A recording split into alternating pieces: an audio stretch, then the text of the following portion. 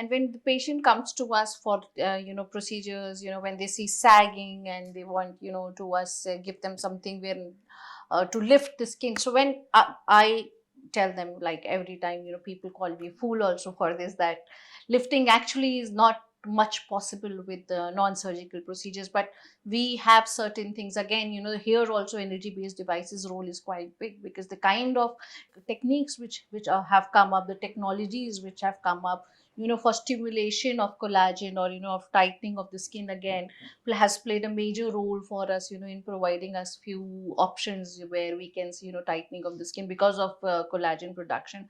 One other option is going for PDO threads. This is good, but I don't recommend it to do it a lot many times, because if the patient has already opted for something like this, I'm sure in future they might also opt for surgical procedures, to lift their skin, because after a certain period of time, I tell them, this is where we stop. There is a thin line, between us and for the next procedure, which might be surgical or a plastic surgery, or a lift.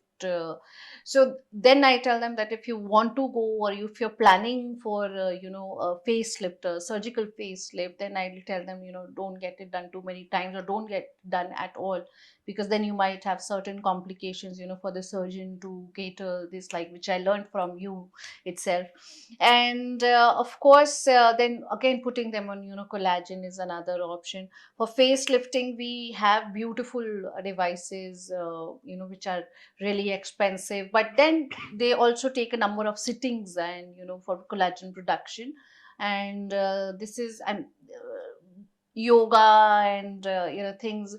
I We had a patient who's very very popular, and a yoga instructor and a trainer, and she's training people worldwide with a yoga thing. And I also asked her once, like she's our patient, we are honored to have her. So I also asked her once that uh, why do you come to us when yoga is everything, and exercise is everything? Then she said that we have learned from you that one single thing cannot give us the desired results or the optimum results. We have to combine certain things, internally also it depends, and externally also it depends, how we are treating ourselves. So this is about the facial lift thing which we work on with dermal fillers, or with neurotoxins, where we are just relaxing the muscles, and with PDO threads, which gives a lifting effect for a certain period of time. It can last up to 1.5 year. Indian skin being thicker does not hold up to those PDO threads for long, but if you have a thin skin, a European type of skin, or people living in Southeast Asia, they really don't behave well with the PDO threads, I have seen. Or if genetically you've got a thick skin. Same thing applies to the facelifts also. Correct. When the Indian patients, when the Hmm. heavy face people, Hmm. the results are not like like how we operate for a European and getting the results. Right. So basically, that heaviness slowly pulls that whatever lift down. Right. So same thing applies to the non-surgical also. When you even see PDO threads, I do agree. I don't do it because I feel that the fibrosis is more the future facelift will be difficult for any surgeons Hmm. going for Hmm. the facelift surgery. But selection of the patient is very important in the threads also. The thinner skin and not heavy face people, the little lighter weight people, those people the threads might work, as you said, no, for a year or so. But otherwise, that the heavy face people, it is difficult to say how long it stays for them. Better tell them what you can Yeah, in expect out that of it. cases we do treatments like high frequency, which would lead to again in Thin control, down yeah, the, yeah. thinning down the face. And when we see there is a slack in the skin after HIFU, which normally doesn't happen, because HIFU result stays long if it is done in the right manner from the genuine authentic equipments. That also matters a lot. You have to go to the right place. I'm not against Can you having, explain yeah. about the HIFU some more, because I know the radio frequency. Yes. So high frequency mainly is an again energy based device treatment, which works on the deeper layers of the skin, subcute level, where it also in a way dissolves fat. because of the energy given at a certain wavelength. It mainly plans to melt down or thin down the fat. For example, it is kind of boiling the fat and then melting it down, and it gets absorbed into and gets drained through the lymphatic channel of our body.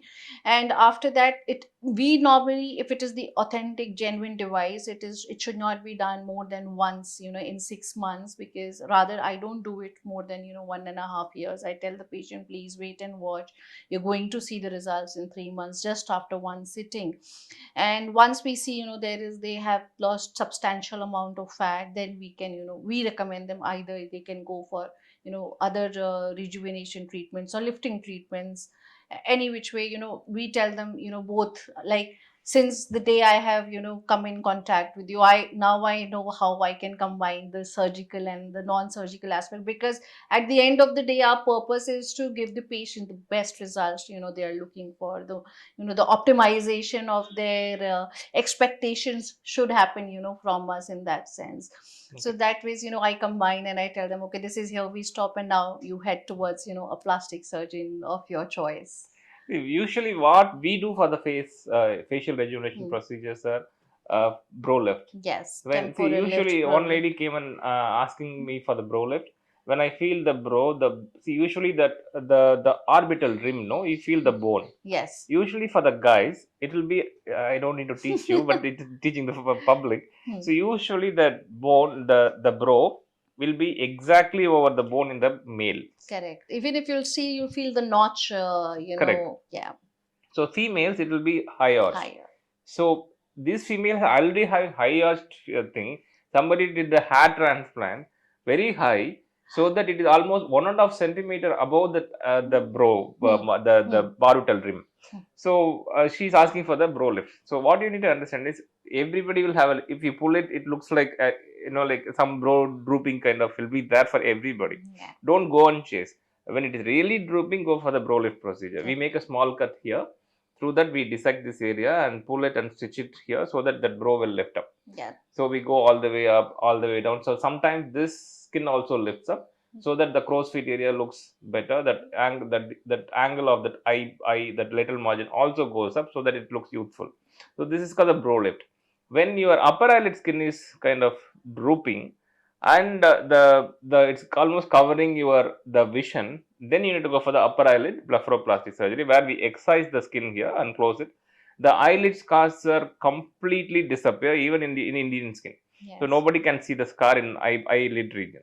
Same way when there is a prolapsed, the fat pad is bulging out, and there is a huge depression here and a lot of laxity in the skin, then lower eyelid blepharoplasty will correct those things. Facelift also, a lot of different facelift surgeries are there. Some doctors they prefer just they remove they'll raise the skin alone and pull it and stitch it. That is very short lived, Yeah. Deep and plane yeah, lifting. it's a superficial Correct. facelift. But what we prefer is the deep plane facelift, where we go deeper layer, where there is a layer called smash. Yeah. That smash layer is kind of Pulled up. pulled down Yeah. normally, Yeah. so that we pull up and stitch it. Hmm. So people come and ask me, doctor, make it like this. It is not possible with any surgical procedures, even the non-surgical also, Hmm. because this kind of a pull only happen when you're doing like this. So Right. you have a realistic expectation. It lifts up. Usually, even the facelift surgery, this area only lifts up nicely, Pre-jowl, not yes. the here. Not So they later. don't. You should not expect this much, but usually, there is a modification of the deep plane facelift where we go this area to lift a little, but still your that laugh line will stay back. It Right. won't completely disappear. Right. And naturally, it has to exist. Exist. So people will think that it all completely pull up like this. It won't happen. So idea of the whole surgical or non-surgical procedure is the patient, the client has to look natural, Correct. not to done look kind of. The patient can't speak kind of a look you should not give. So Right. over tightening will lead on to a bad scar here, sometimes skin death here.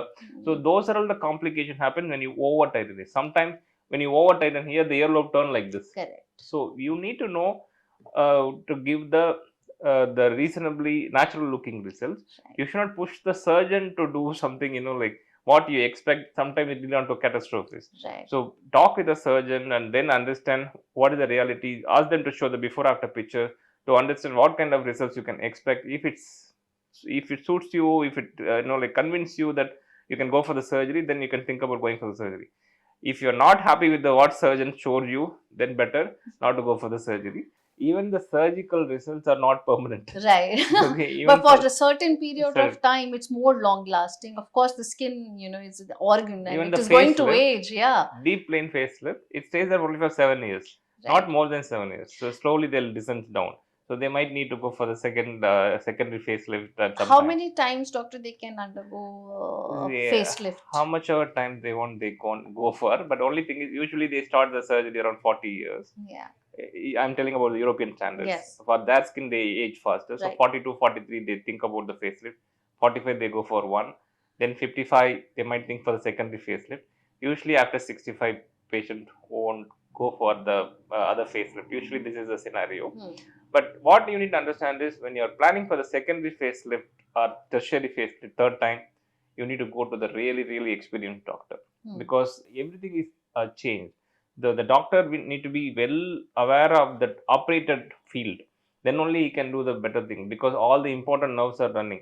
So if you're going for the secondary facelift, any experienced person, you end up in a lot of facial palsies and a lot of nerve traumas. So better to select the surgeon and ask them to show the secondary facelift results, then Hmm. go for the surgery. Sometimes problem for us when they're coming for the secondary facelift, the first surgeon has to be a competent enough or in a good surgeon. So he has done a proper facelift. Then our job is easier. The first surgeons, like done improper work. It's very difficult to understand what they have done, and it takes a lot of time to correct it. So it's sometimes it happens to us.